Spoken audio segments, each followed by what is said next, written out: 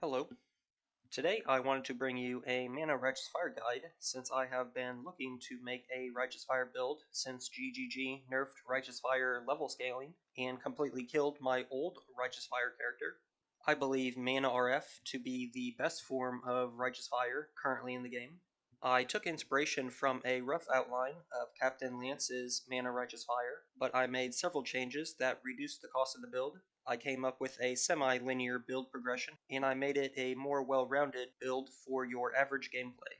First, I will talk about the build's scaling in terms of currency needed. Since this is a stacking build where we stack int and mana, and since all stacking builds in general are some of the most expensive in the game, I wouldn't start this build for roughly under 1 mir if you are looking to clear all content in the game smoothly. This is mainly because Righteous Fire just doesn't do that much damage anymore, which is why I think Captain Lance focusing his efforts on making Righteous Fire an Uber Killer or Valdo Map Farmer isn't really the smartest, as I would do this with dozens of other skills before Righteous Fire. Again, as for scaling, here is some baseline numbers for Mana Righteous Fire and 4 different major upgrades you can make to the character. The first is a 1 mir gear set I crafted, and I will show you in a second, but it has 5.7 million DPS and a quarter million max LE hit, which is more than enough to do all the content in the game, though Ubers will be semi-slow due to its limited damage. The first major upgrade to the build is only in League with Grave Crafting, where there is a mana per int mod on helmets that you can craft. I made my character in Standard League, so I will have to wait for the leagues to merge to buy this fairly cheap for its power value upgrade. While you can get this mod for cheaper than half a mir, if you want percent int, and mana mod, you are looking at this range of cost, but you will get 33% more damage and 18% more tanky for your effort. The next major upgrade is a simplex amulet that has percent int, percent attributes, and damage per int as explicits. This amulet is expensive, but will give you another 16% damage.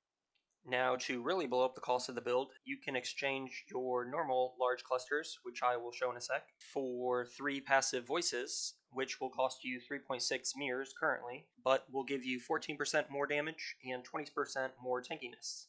And the last major upgrade that you can do is that you can recraft all your Adorn jewels to have a 5 int implicit and have a second implicit of whatever you want. Typically, you would want more AoE though for the smoothness of your Righteous Fire clear. And this should bring you 16% more damage and 14% more tankiness. So in general, if you go from a 1 mir build to a 7 mir build, you should double your damage and double your tankiness. As for the specifics of the 1 mir baseline build I created, we take 4 large clusters with Burning Bright and Widespread Destruction because 3 passive voices, like I said, are expensive, and Righteous Fire feels terrible with very little AoE, so these large clusters is a good opportunity to get some good value AoE. As for my Adorn jewels, they are all 15 or 16 intellect and 10% mana jewels, but they do not have any implicits to keep the cost down, except for the 1 jewel that I crafted that has reduced curse effect, so that I am curse immune, along with the chaos res and curse reduction nodes that I pick up. The only specific passive notable I take is Arcane Capacitor, because while mapping, this allows us to just run around like you want to do on Righteous Fire, and you get Arcane Surge instead of stopping to cast Scorching Ray.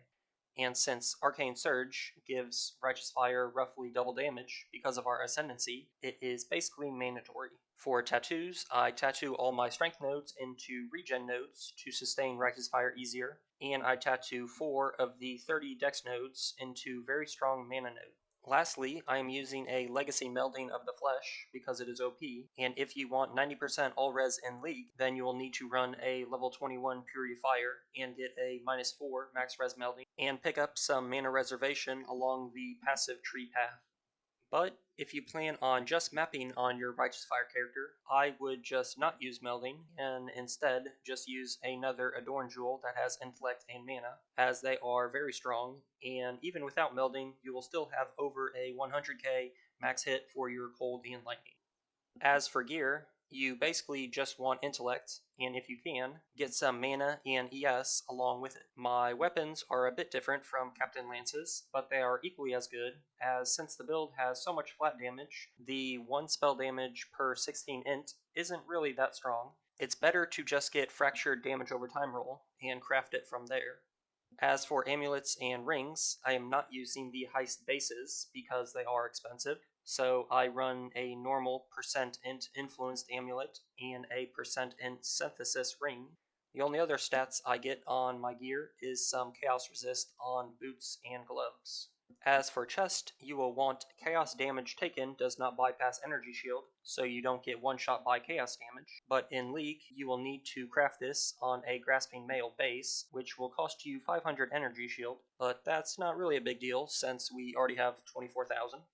The last thing I'll say is that I run a pretty unique aura setup in that I switch between having more damage and AoE and more ES and more tankiness. The reason for this is because our Ascendancy Sanctuary of Thought and our Forbidden Flesh and Flame Ascendancy Radiant Faith gives us buffs based on how much reserved mana we have. So, if I'm looking to do mapping content, I just run Malevolence of my optional auras, which gives me 20% more damage and roughly 90% increased AoE because I have 4,750 unreserved mana.